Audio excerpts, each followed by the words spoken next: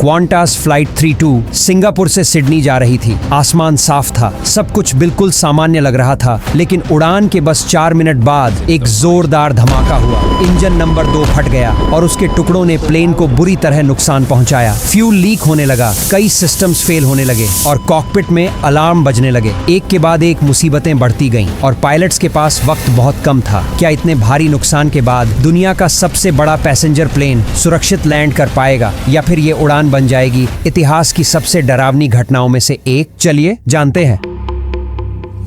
ये Qantas flight 32 की सच्ची और हैरान कर देने वाली कहानी है।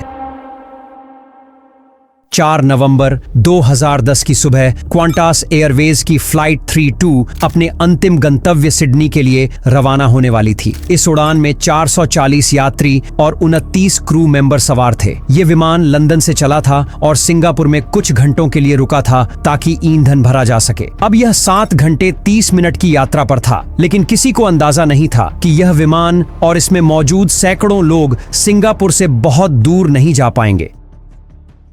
इस उड़ान के लिए जो A380 इस्तेमाल किया जा रहा था वह इस एयरलाइन का पहला A380 था। यह दुनिया का सबसे बड़ा और तकनीकी रूप से सबसे उन्नत यात्री विमान है जिसमें अत्याधुनिक सुरक्षा सुविधाएं हैं, लेकिन इस दिन इसे अब तक की सबसे कठिन परीक्षा से गुजरना था।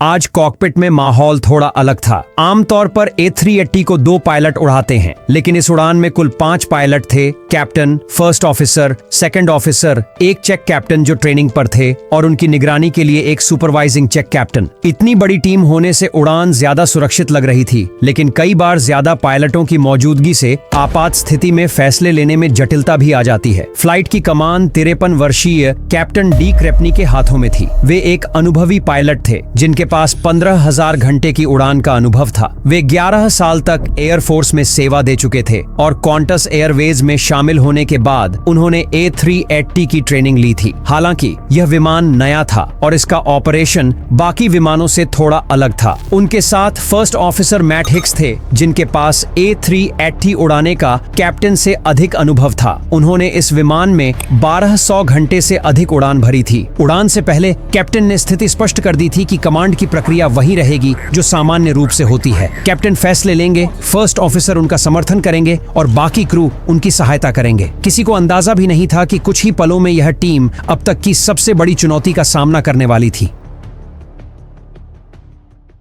सुबह 9:45 पर सिंगापुर एयरपोर्ट पर क्वांटास एयरवेज की फ्लाइट 32 ने टैक्सी करना शुरू किया। 440 यात्री अपनी सीटों पर बैठ चुके थे और कॉकपिट में 5 पायलट उड़ान की तैयारी में जुटे थे। सब कुछ सामान्य लग रहा था। रनवे पर पहुंचते ही चारों इंजनों को पूरी ताकत से चलाया गया। कुछ ही सेकंड में विमान ने बिना किसी समस्या के उड़ान भर ली। जैसे ही विमान 7,000 फीट की ऊंचाई पर पहुंचा, अचानक 2 जोरदार धमाके हुए। पूरी एयरक्राफ्ट झटके से हिल गई। कॉकपिट में अलार्म बजने लगे। इंजन नंबर 2 में विस्फोट हो चुका था। कैप्टन ने क्रू को भरोसा दिलाया कि विमान नियंत्रण में है और फर्स्ट ऑफिसर को निर्देश दिया कि वह चेकलिस्ट पर काम करना शुरू करें। कॉकपिट में माहौल गंभीर था। हर कोई पूरी तरह से अपने काम पर केंद्रित था। यह सिर्फ एक इंजन फेल्योर हो सकता था, लेकिन यह सिर्फ उतना ही नहीं था। जल्द ही पायलटों को एहसास हुआ कि स्थिति कहीं ज्यादा खराब थी। इंजन नंबर 2 के फेल होने के साथ साथ कई और अहम सिस्टम ने काम करना बंद कर दिया था। हालांकि कॉकपिट में बैठे पायलट नुकसान का सही अंदाजा नहीं लगा पा रहे थे, लेकिन विमान के बाईं ओर बैठे यात्रियों को सब कुछ साफ दिख रहा था। उन्होंने देखा कि पंख में बड़े बड़े छेद हो चुके थे और ईंधन तेजी से बाहर निकल रहा था। उधर कॉकपिट में चेतावनियों की बौछार होने लगी। इंजन पूरी तरह बंद हो चुका था और उसकी टरबाइन बुरी तरह क्षतिग्रस्त थी। क्रू ने तुरंत इंजन को शट डाउन किया और एयर ट्रैफिक कंट्रोल को अपनी स्थिति की जानकारी दी। Singapore, Qantas 32, we require left turn back towards Singapore. Qantas 32, Singapore, turn left heading 020. सबसे बड़ी चिंता थी आग लगने का खतरा। इंजन में कहीं भी चिंगारी भड़क सकती थी, इसलिए पायलट्स ने फायर बुझाने के लिए इंजन के 2 फायर एक्सटिंग्विशर में से एक को सक्रिय कर दिया, लेकिन कुछ भी नहीं हुआ। कोई संकेत नहीं मिला कि सिस्टम ने आग बुझाने का काम किया हो। उन्होंने दोबारा कोशिश की और फिर वही नतीजा। अब हालात और भी गंभीर हो चुके थे। धमाके के बाद हालात तेजी से बिगड़ने लगे। इंजन का फायर सप्रेशन सिस्टम फेल हो चुका था और सबसे बड़ी चिंता यह थी कि पंख में बने छेदों से जेट फ्यूल लगातार लीक होकर इंजन के पास फैल रहा था। अगर एक चिंगारी भी उठती तो यह महज एक इंजन फेल्योर नहीं बल्कि एक भयानक विस्फोट में बदल सकता था। पायलट्स के पास अब बहुत कम विकल्प बचे थे। इस बीच बॉटम द्वीप के निवासियों ने आसमान से गिरते हुए बड़े बड़े धातु के टुकड़े देखे। जमीन पर मौजूद लोगों ने जब इन टुकड़ों पर क्वांटस का लोगो देखा तो अफवाहें फैलने लगीं कि एक विमान क्रैश हो गया है। न्यूज चैनलों ने तुरंत ब्रेकिंग न्यूज चला दी और देखते ही देखते क्वांटस के शेयर गिरने लगे। लेकिन कॉकपिट में बैठे पायलट्स को इन सब की कोई खबर नहीं थी। उनके लिए सिर्फ एक ही बात मायने रखती थी, सिंगापुर में किसी भी हालत में सुरक्षित लैंडिंग। अलार्म की तेज आवाजें कॉकपिट में लगातार गूंज रही थी।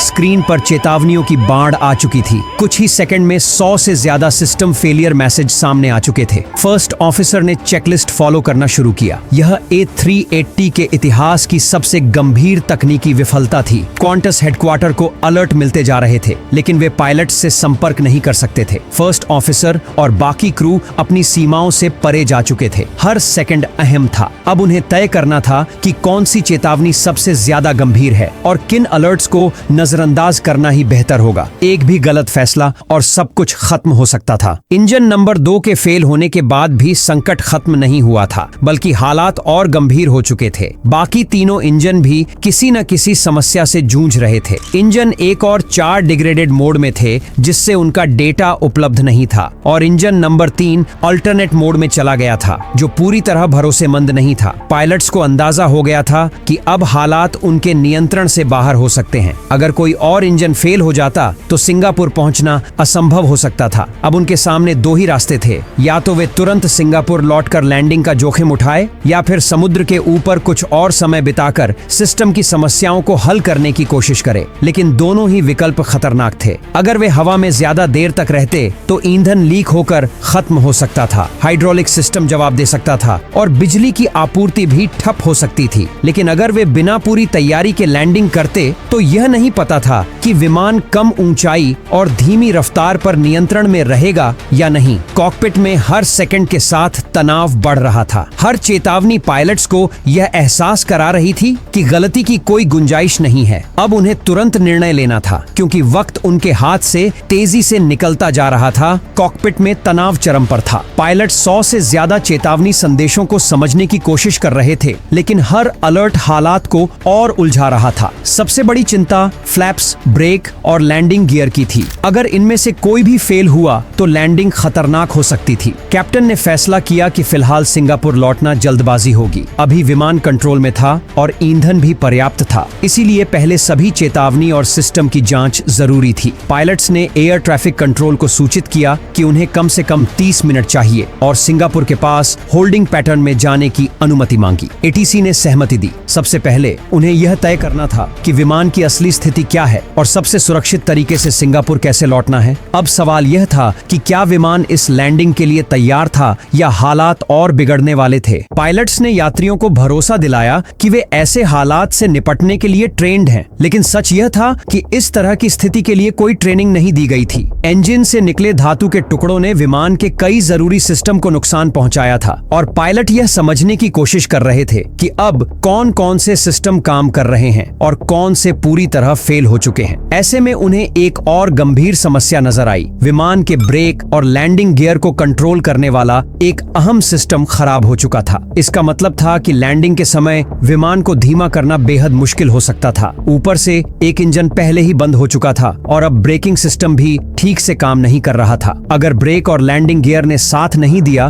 तो विमान को तेज रफ्तार पर लैंड करना पड़ेगा, जिससे रनवे पर उसे रोक पाना लगभग नामुमकिन हो सकता था। सबसे बड़ा खतरा यह था कि अगर एक और इंजन फेल हो जाता तो हालात पूरी तरह बिगड़ सकते थे। अब पायलट्स को जल्द से जल्द फैसला लेना था, क्योंकि हर बीतता सेकंड विमान को और करीब ला रहा था, या तो सुरक्षित लैंडिंग की ओर या फिर एक और त्रासदी की ओर। हालांकि एयरबस A380 जैसे आधुनिक विमान में भी उपकरणों की एक सीमा होती है और वे पायलट्स को हर जानकारी नहीं दे सकते। इसलिए पायलट्स ने खुद नुकसान देखने का फैसला किया। सेकंड ऑफिसर कॉकपिट से निकलकर यात्री केबिन में गए और जांच शुरू की। जब वह ऊपरी डेक से गुजर रहे थे तो एक यात्री जो खुद भी क्वांटस एयरलाइंस का पायलट था, उसने अपनी सीट के सामने लगी स्क्रीन की ओर इशारा किया। इसमें साफ दिख रहा था कि इंजन के नीचे से ईंधन बह रहा था। साथ ही नंबर 2 इंजन का पिछला हिस्सा पूरी तरह उड़ चुका था। उन्होंने तुरंत कॉकपिट में लौटकर पायलट्स को जानकारी दी। जब पायलट्स को पता चला कि इतनी ज्यादा मात्रा में ईंधन लीक हो रहा है तो उन्होंने फैसला किया कि लीक वाले टैंक में और ईंधन ट्रांसफर नहीं करेंगे, भले ही सिस्टम उन्हें ऐसा करने के लिए कह रहा था। ऐसे कई और अलर्ट थे जहां पायलट्स को तय करना था कि सिस्टम के निर्देशों का पालन किया जाए या नहीं। यह उनके अनुभव और समझ की सबसे बड़ी परीक्षा थी। 440 यात्रियों की नजरें अनजान मंजिल की ओर बढ़ते इस विमान पर टिकी थीं,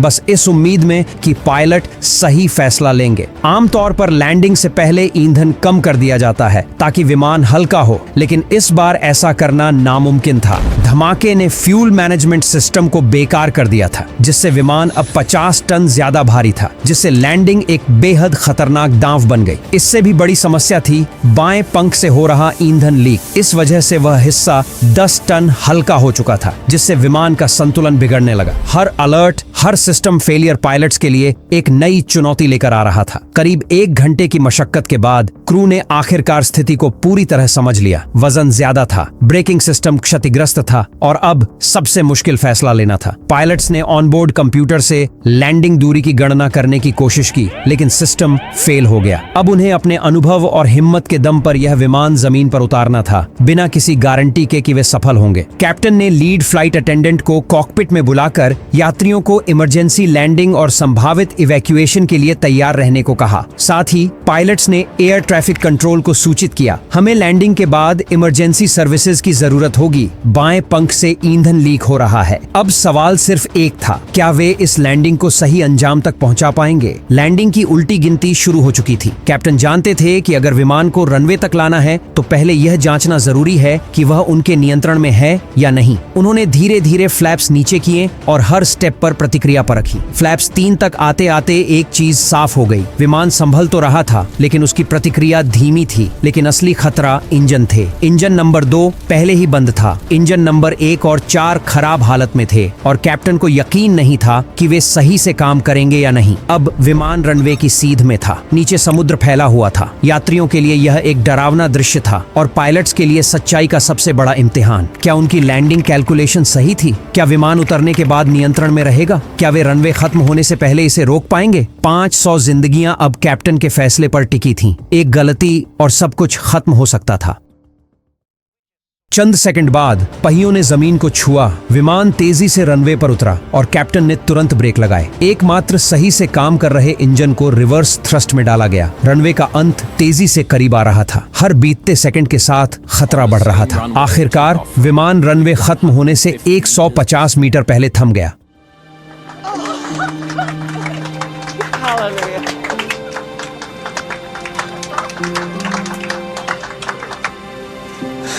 Beautiful.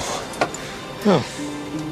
Welcome to Singapore, guys. विमान अब खतरे के बीच खड़ा था और हर सेकंड कीमती था। फायर ब्रिगेड ने तुरंत विमान के नीचे फैले ईंधन पर आग बुझाने वाला पदार्थ छिड़का ताकि कोई चिंगारी भयावह विस्फोट में न बदल जाए। विमान के उतरने के 20 मिनट बाद बसें पहुंची और क्रू ने धीरे धीरे सारे यात्रियों को विमान से सुरक्षित बाहर निकाला। इस दौरान इंजन नंबर 1 3 घंटे तक चालू रहा, जिसे बाद में फायर क्रू ने फोम से बंद किया। आश्चर्यजनक रूप से इस पूरे घटनाक्रम में एक भी यात्री या क्रू सदस्य घायल नहीं हुआ। फ्लाइट क्रू की शानदार निर्णय क्षमता और टीम वर्क ने इस आपातकाल को चमत्कारी लैंडिंग में बदल दिया। विशेषज्ञों ने इसे एविएशन इतिहास की सबसे बेहतरीन एयरमैनशिप कहा। कैप्टन रिचर्ड डी क्रेपनी को उनकी बहादुरी के लिए ऑर्डर ऑफ ऑस्ट्रेलिया से सम्मानित किया गया। लेकिन असली सवाल अभी भी बाकी था कि एक नए और शानदार रिकॉर्ड वाले विमान के साथ ऐसा भयावह हादसा कैसे हुआ। जांच में पता चला कि इंजन पाइप में एक दरार बनी थी, जिससे तेल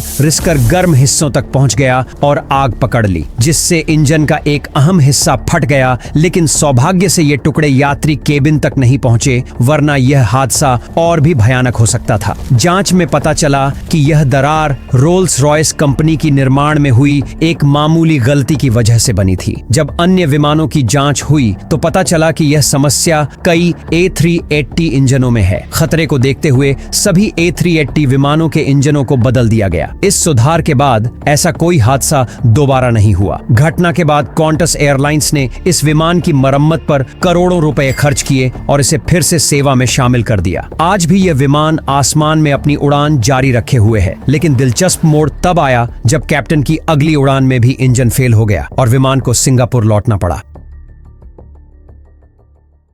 अगर आपको दिल दहला देने वाली सच्ची घटनाएं पसंद हैं, तो विस्तारा फ्लाइट 944 की ये कहानी मिस मत करिए। यहाँ क्लिक कीजिए और मैं आपको 1 सेकंड बाद वहीं मिलूंगा। धन्यवाद।